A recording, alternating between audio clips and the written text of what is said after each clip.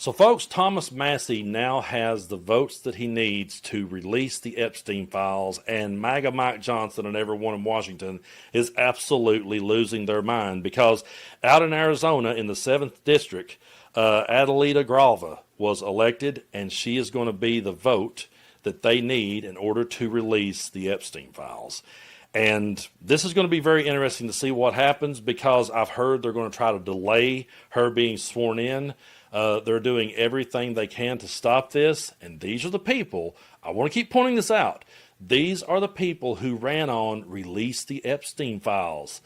And the more they try to cover it up and the harder they try to delay, then the worse that it looks for them. But I'm going to be bringing you up this article here from The Hill. This is a good one that I found right here about this subject. So the Epstein discharge position poised to hit its mark, forcing the House to vote to release the files. So, lawmakers in both parties fighting to force the Trump administration to release all the federal files on Jeffrey Epstein took a big step closer to their goal this week. Adelita Gralva's victory on Tuesday in a special House election in southern Arizona sends another Democrat to Capitol Hill and secures the deciding 218th signature on a discharge position designed to compel the Justice Department to disclose the concealed documents related to the late child sex offender. Before I keep reading, we are stopping the files from being released on a child sex offender. That's where we're at in America in 2025. But Gralva's endorsement will force a House floor vote on the proposal over objections of Speaker Mike Johnson and other GOP leaders who are siding with Trump in opposition to the bill. The milestone is highly unusual. Only a handful of discharge petitions have been successful this century, and it would mark a coup for its leader sponsor, Thomas Massie out of Kentucky, a frequent Trump critic who has accused those in his own party of protecting pedophiles to prevent embarrassing revelations about wealthy Republican donors. Now, this is what Massie said. I do believe that Trump is not implicated, but I believe that Trump is trying to protect rich and powerful people who are his friends, and that's why this material is not getting released. Now, the petition's likely success is also a setback for Trump, who had campaigned last year on the promises to unveil the government files on Epstein, only to reverse course in recent weeks to say that the investigation over the whole controversy was a hoax cooked up by Democrats to hurt him politically. And he's urging his MAGA base supporters, who have been the fuel behind Epstein conspiracy theories for years, to abandon the campaign or he'll abandon them. Let those weaklings continue forward and do the Democrats' work. Don't even think about talking about our incredible and unprecedented success because I don't want their support anymore. And I do remember when he said that, and I remember the thought that went through my mind. I said to myself, what would it be like to be someone who supported him, who voted for him 3 times, and voted for him thinking that he was going to drain the swamp and completely sink the deep state? How does it feel to then see him turn into the deep state right in front of your face?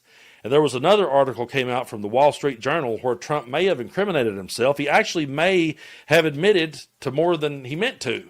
And I don't have a subscription to the Wall Street Journal to read that, but the quote said, Trump said this now out loud. He said, people don't understand that Palm Beach in the 90s was a very different time. People were doing stuff back then that may not make sense in 2025. Why if he's innocent and the people around him is innocent, why would he say that? But people don't understand that it was a different time. I think we all understand that how things were back then. I think we all understand how things are now.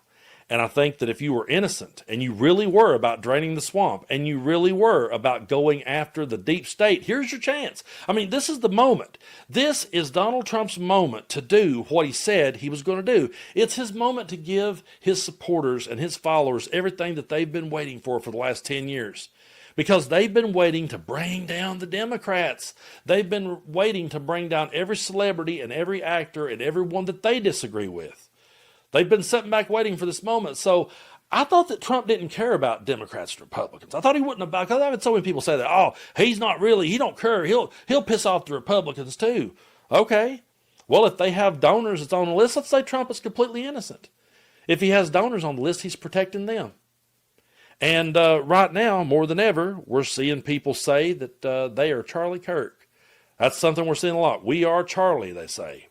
And they're going to go to Starbucks and they're going to order coffee and tell them to put Charlie Kirk's name on it. And they want Charlie Kirk put on the money. And they'll want Charlie Kirk put on Mount Rushmore. And they want a Turning Point USA chapter in every school in America. And they want statues of him built outside.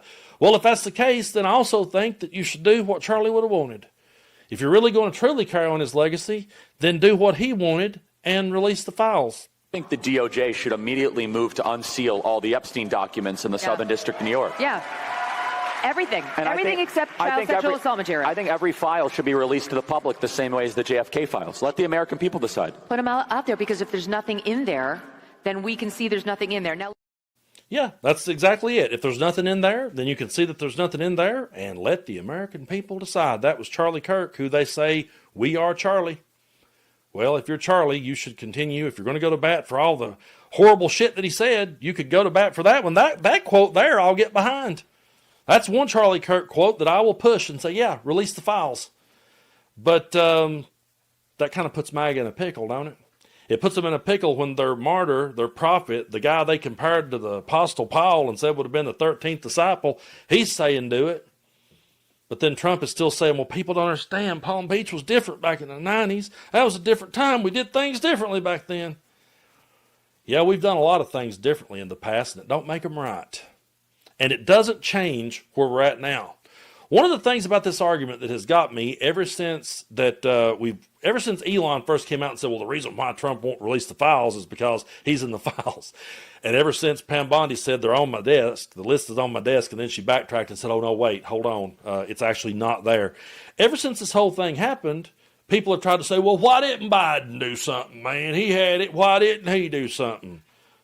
Biden's irrelevant. Trump's in charge.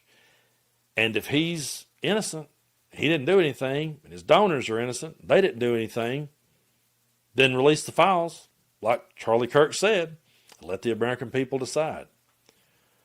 But who is Donald Trump so afraid of? What's he so afraid of people seeing? The longer he holds on to it, the worse that it makes the whole thing look.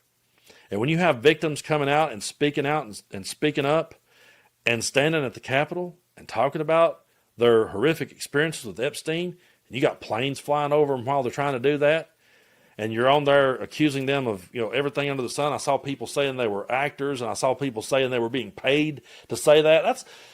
That's one of my biggest pet peeves about people, when they think that if someone disagrees with their beliefs, then they must be being paid to disagree with them. No one has to pay me to be on the right side of history, okay? No one has to pay me to stand up against a tyrant. No one has to pay me to stand up against authoritarianism. And by definition, authoritarianism is favoring strict obedience to authority, especially at the expense of personal freedom. Again, this is Donald Trump's big moment to do what he set out to do and to give MAGA everything they ever wanted. And here's the kicker. He could come out and do it, and he could bring down every Republican donor, every Democrat, every Democratic donor, former presidents like Bill Clinton. He could bring them all to the ground, and you wouldn't hear none of us on my side complain. Even though Bill Clinton's one of my favorite presidents, you wouldn't hear me complain. I wouldn't be like, oh, no, wait a minute. You know why? Because if Bill Clinton done something wrong, or Bill Clinton was guilty, and Bill Clinton got put at the bottom of the jail, I ain't going to have to throw away one Bill Clinton flag. I ain't going to have to throw away one Bill Clinton shirt. I think the only thing that I own of Bill Clinton's was his autobiography. I read his book. But I didn't have merch. And I don't buy merch now. I don't buy political merch. I'll buy, the only thing I have, which I don't consider to be political, I will have shirts with quotes on them of things I believe in. But it don't come from a politician. And I understand that, Gavin Newsom's out there selling some merch, and it's funny, and it's hilarious, and it's a good way to troll people. But I'm not going to wear one of those hats either. Because I like Gavin Newsom. Yeah, he might make a good president, but I don't worship the guy. I don't idolize the guy. And I don't put him above every moral and principle that I ever held. He's someone who I would vote for. If it's him versus Vance, I'm voting for Newsom. There, I said it. Okay, now if Newsom disappoints me, I'll be on here saying, hey, folks, Newsom disappointed me. And if Newsom was on a list, and if Newsom had done something wrong, I'd be like, hey. But that's the part that I've never heard anyone in MAGA say. They'll say everything, but they never say that if Trump's on it and Trump's guilty of wrongdoing, that they would throw him under the bus. I never heard him say that. Never heard Charlie Kirk say that. If he did, you can show me the clip, but I never heard him say it. They always find a way. That's why a lot of times people say, oh, Joe Rogan's seen through it. I'm like, yeah, but all these clips of Joe Rogan, it'll say, Joe Rogan calls out Trump. Actually, he just questions things, but he never actually calls Trump by name. It's always they. Well, they're hiding something. Why don't you go back to the top? Why don't you go to the top, to the top leadership bracket and go, oh, yeah, Donald Trump, the way you did with Biden. You know, everything Joe Biden said or didn't say or stuttered to say, they held him to an account. So why can't they do the same with Trump? Why is Trump so protected? And the question becomes, who's he protecting? And what's he hiding? Is he hiding Palm Beach in the 90s and all the different ways that they did things back then? Folks, this is one of those moments that we're going to have to just see how it plays out. But either way you slice it, you're going to have people on record voting to not release the files. And when they vote that way, and when they try to delay when